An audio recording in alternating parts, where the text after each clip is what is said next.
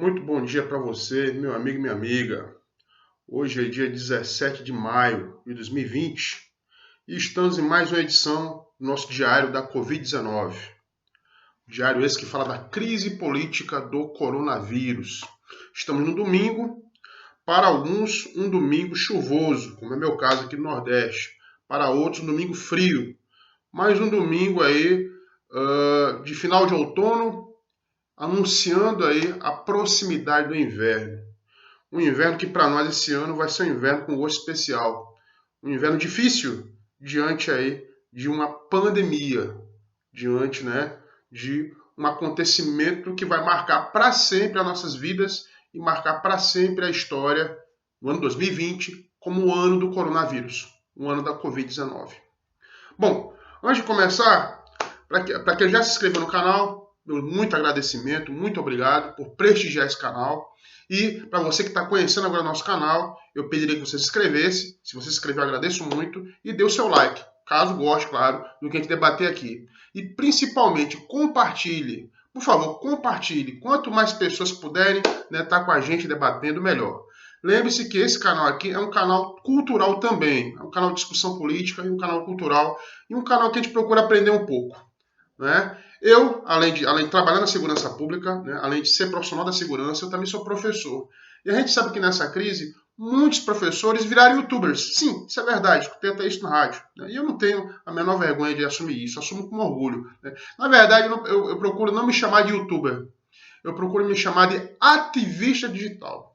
Eu acho que esse é o termo, por conta da importância, né, e da peculiaridade que eu dou a esse canal aqui. Podem chamar Fernando Alves de ativista digital. Pois é. Então, eu estou aqui nessa cruzada, meus amigos, mais uma vez, para falar, né, dos assuntos do dia, hoje, no domingo, para poder informar um pouco você, e para falar do tema específico hoje. Hoje vamos falar um pouco de judiciário. É, isso mesmo. Mas não é de qualquer judiciário. Vamos falar do Poder Judiciário, do Supremo Tribunal Federal. Como o próprio nome já diz, né? Supremo, algo que está no topo, o top, ou seja, a cúpula, a nossa Suprema Corte, a cúpula do Poder Judiciário Nacional. Meus amigos, muitos vão dizer aqui que quem governa é o presidente. Né? E a gente tem no senso comum essa ideia de que o governo seria exercido por um só. Existe esse personalismo na política. Mas, em verdade, há mais de 3 séculos, numa estrutura democrática, você tem poderes. Na verdade, a república, se é assim que podemos conceber enquanto ente político da modernidade, a república ela tem 3 poderes. Isso desde que um tal de Charles-Louis de Secondar, também conhecido como Barão de Montesquieu, publicou uma célebre obra chamada, né, A Origem dos Poderes, A Origem das Leis. Pois é. E lá na Origem das Leis você tem, né, 3 poderes. Então, podemos dizer que a República ela é governada, sim, por um poder que é o poder executivo, pelo presidente, por outro poder que é representado aí por 503 deputados e 81 senadores aqui no Brasil, que é o poder legislativo, que é um poder bicameral, dividido em 2 câmaras, a Câmara dos Deputados e o Senado, e um poder judiciário, esse exercido por 11 ministros, ou 11 magistrados, que é o nosso Suprema Corte, nosso Supremo Tribunal Federal. Mas por que eu estou com essa introdução bem didática, que parece aula de cursinho, ou parece, sei lá, primeiro ano do curso de Direito, na aula de Constitucional? Para dar a vocês um panorama, sobretudo para quem não é nessa área, de como a nossa democracia, em pleno coronavírus, ela está sendo afrontada por um grupelho. Na verdade, um grupelho que representa uma massa de manobra alienada. Essa massa que é, assim, uma massa maior, que corresponde a quase 30% do eleitorado, que ainda dá, né, uma certa bola, né, dá uma certa satisfação a um dos presidentes, talvez o mais terrível e o mais improvável presidente brasileiro da história. Ou, se brincar, o pior presidente do mundo. E, mais uma vez, vão ter uns aqui que quem for bolsonarista não vai querer nem mais assistir esse canal, né, porque já sabe que tem um anti-bolsonarista falando aqui. Mas eu sou um antifascista, para começo de conversa, né? Antes de ser anti-bolsonarista. Eu sou um antipopulista e rejeito qualquer populismo, seja populismo de direita ou de esquerda. Para mim, né, eu coloco no mesmo caldo, eu coloco na mesma panela tanto Bolsonaro quanto Nicolás Maduro. Então não venham aqui, né, me falar aqui que o meu anti-bolsonarismo ele é partidário, porque não se trata disso. Mas, meus queridos amigos e amigas, diante de um Brasil que hoje, vamos lá, né, já que é um diário sobre o coronavírus, a gente tem que falar sobre isso. Hoje tem, né, cerca de 15.633 mortos. Pois é, passamos o teto de 15 mil hoje no domingo, né, sem nem ter terminado o mês de maio ainda. Olha só, nós já chegamos a mais de 15 mil mortes. Eu que, de forma boba, tola, achava no mês passado que até o final de maio a gente chegava a 10 mil. Que cabeça, né? Não, meus amigos. A conta é pior. Na verdade, é o dobro. Na verdade, é você pensar que até o final de maio você pode ter 20 mil ou mais de 20 mil mortos. Sendo que de ontem para hoje você teve 816 mortos. Pois é. Diante dessa realidade, meu Deus do céu, dessa realidade aí, tem alguém que ainda acha que esses registros são registros de caixões vazios, como a Carla Zambelli deve achar, que ela está sendo processada por conta disso, por ter falado essa asneira, essa besteira, por ter desrespeitado e tripudiado da dor de mais de 10 mil pessoas, quando a escala do coronavírus chegou a 10 mil pessoas. Pois é, essa mulher, né, esta grande líder bolsonarista, né, estava ali alegando nas suas redes sociais que haviam caixões vazios no Ceará com essas pessoas mortas. E verificou-se que não, que realmente essas pessoas morreram. Né? O sistema de saúde não está mentindo. Apesar do Bolsonaro e sua trupe acharem que estão todos mentindo, não está. Pois é, eu falei aqui há pouco que você tem um grupelho. Que grupelho é esse que representa essa massa de 30% de alienados? São os 300. Os 300 de Esparta, os 300 lá dos quadrinhos do Frank Miller, que depois viraram um filme, né, que o filme é celebrizado até hoje. Não, meus amigos e amigas, são 300 idiotas que fazem acampamento, né, lá no Esplanada dos Ministérios. Era isso que eu fiquei de falar no meu vídeo anterior e não falei. Esses 300 são liderados, entre outros, por uma senhora, uma jovem senhora, chamada, né, de Sarah Winter. Né, pelo menos é o nome que ela utiliza nas redes sociais. A Sarah Winter é uma ex-militante feminista, já falei aqui outras vezes, que pertencia ao FEMEN. O FEMEN, né, era um grupo feminista originário na Ucrânia, em que as mulheres se manifestavam, né, com o corpo desnudo, com os seios à mostra, com alguma inscrição, geralmente pintadas com alguma inscrição, né, com alguma mensagem de protesto, e se manifestavam assim, né, em locais públicos. Pois a Sarah Winter rompeu com esse movimento, segundo ela, tornou-se evangélica e, num caminho natural, acabou por apoiar o bolsonarismo e hoje é uma grande líder bolsonarista. Pois é, a dona Sarah Winter, né, juntamente com os seus companheiros de verde e amarelo, que estão acampados lá em Brasília, estão sendo investigados pelo Ministério Público, que entende que aquele grupo, na verdade, trata-se de uma milícia. E o que é uma milícia na definição da lei penal brasileira? Um grupo paramilitar. Porque a própria Sarah Winter disse que no acampamento os seus militantes estão armados. É isso que você escutou. Armados. E armados eles estão afrontando os poderes. Por quê? Porque dessa militância aí, 2 desses militantes foram presos. Foram presos nesse final de semana por conta de uma manifestação que ocorreu no começo do mês, salvo me engano, dia 2, em frente ao prédio onde mora um dos ministros do Supremo, o Alexandre de Moraes. Isso mesmo. Aquele ministro que impediu, por meio de uma liminar, a posse do senhor Ramagem, né, que era então o diretor da PF, né, que iria substituir o senhor Valeixo. O Ramagem, então, teria sido impedido naquela ocasião de tomar posse por nomeação do próprio Bolsonaro por uma decisão judicial monocrática do ministro Alexandre de Moraes. Bastou isso para que o ministro se tornasse persona não grata, né, um inimigo diante, né, do ambiente bolsonarista. Pois é, meus amigos, e o que aconteceu? Você sabe que, diante de um líder autoritário e populista, né, as pessoas, a massa, né, se comporta quase como um zumbi. Né? E dentro disso, se você tem um grupo paramilitarizado, um grupo que se vale da violência política, é muito comum o líder dizer o seguinte: olha, é aquele ali que é o nosso inimigo. Acabem com ele, desmoralizem, façam pressão a ele. E é exatamente isso que está acontecendo, meus amigos. Se havia alguma dúvida de que o bolsonarismo, não o Bolsonaro, eu vou explicar por quê, mas se não há nenhuma dúvida de que o bolsonarismo é um movimento fascista, eu trouxe aqui para vocês essa referenciazinha aqui, o livro Fascistas, do Michael Mann. Essa edição, inclusive, se eu não me engano, eu não sei se ela está esgotada, mas é uma edição já antiga que eu tenho, está até com a página amarelada. É uma obra clássica, né, que o Sr. Michael Mann escreveu aqui já há alguns anos, tá certo? Esse livro aqui, a edição dele é de 2004, para você ver como já tem um certo tempinho. É uma edição portuguesa, tá? E é um dos livros mais complexos. Eu tenho vários livros sobre o fascismo, mas esse aqui é um dos livros mais complexos e mais didáticos que explica aí como é que funciona o fascismo. Então veja bem, o que os 300 estão fazendo em plena pandemia do coronavírus? Porque veja bem, olha só que louco. As medidas sanitárias prevêem isolamento social. Eles já estão quebrando o isolamento, né? Porque eles estão acampados, eles estão aglomerados em local público, já inclusive com risco de contaminação.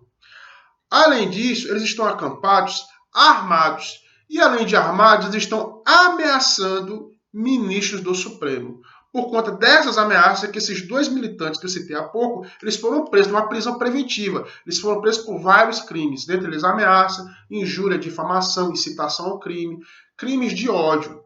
Esses imbecis, esses idiotas que estão presos agora, né, não sei até quando, mas que estão presos preventivamente, eles no prédio em que mora o Alexandre de Moraes, né, chegaram a ameaçar a ele e a sua família, ao microfone, ameaçaram a ele e a sua família, dizendo que o Alexandre de Moraes é um comunista com medo da polícia, esse foi o termo que eles usaram, um comunista com medo da polícia, e de que se ele saísse de casa, né, ele seria defenestrado da terra.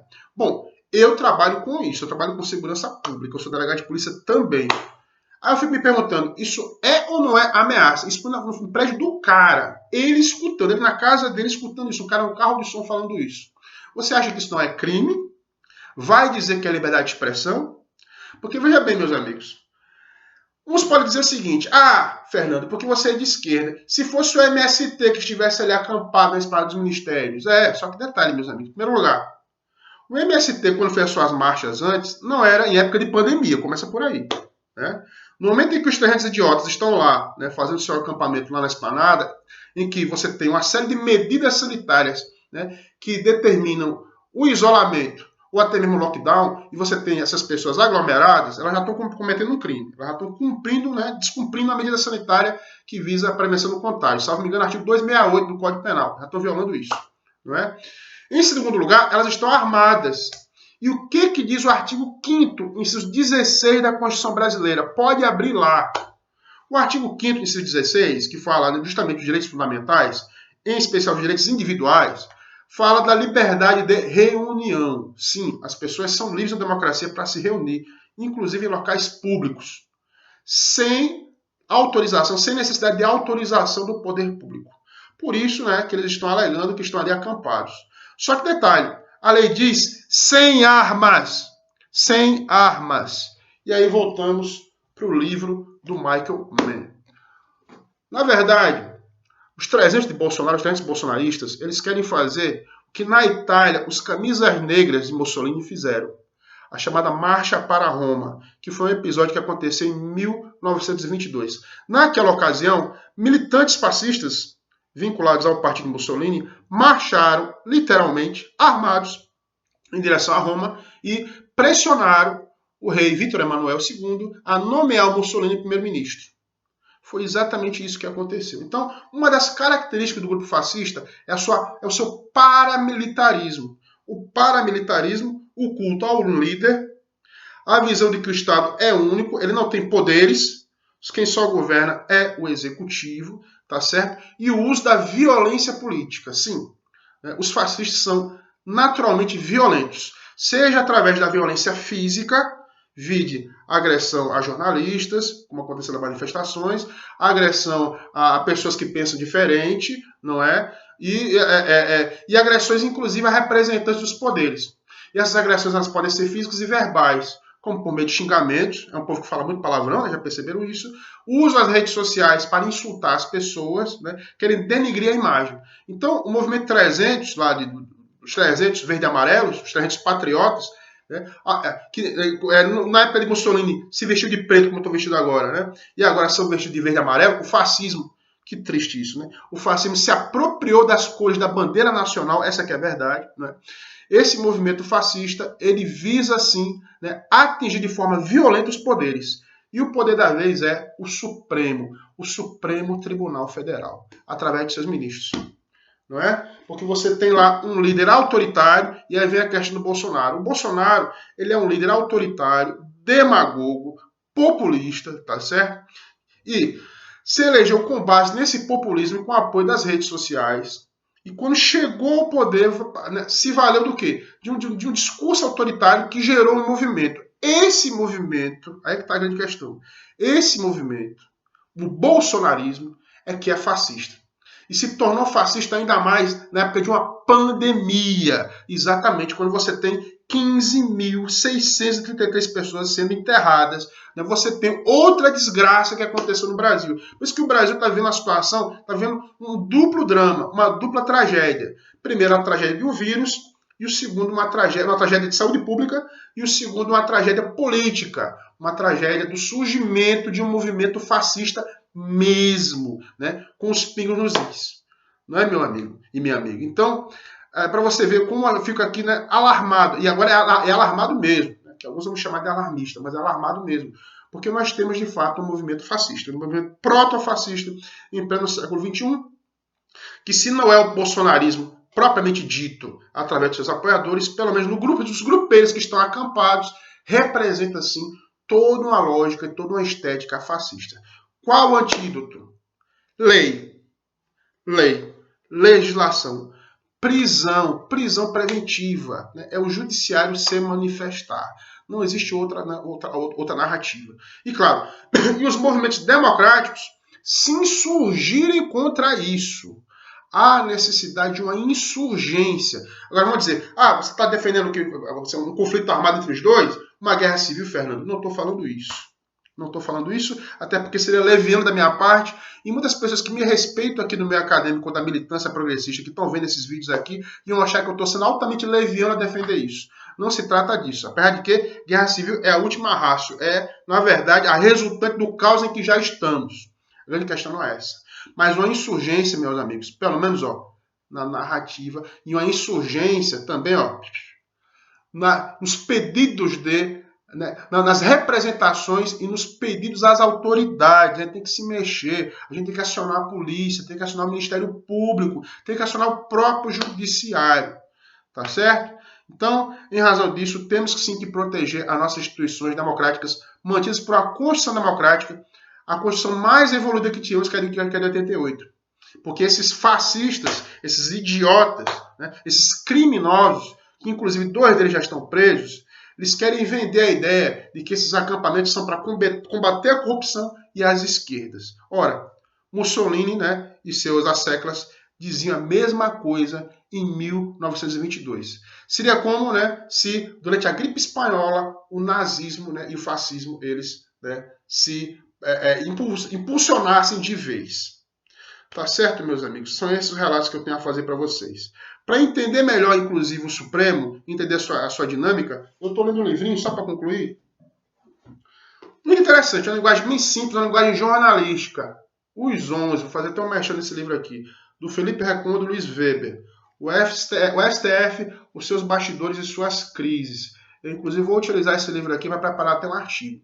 Bem interessante, é um artigo jornalístico, né, e que narra um pouco a história do Supremo. Esse poder hoje está sendo tão atacado, né, e que hoje é incrível, né, se tornou tão famoso. Né, o Supremo, no tempo que eu era adolescente, né, ninguém sabia quem eram os ministros do Supremo. Hoje em dia, qualquer pessoa comum consegue de cor decorar, né, o nome dos 11 ministros, e tanta exposição que eles têm hoje em dia. Né. E o nosso Supremo, como o nosso poder legislativo, ou como o nosso poder executivo, com todos os defeitos que tem, ainda estão dentro de uma ordem democrática.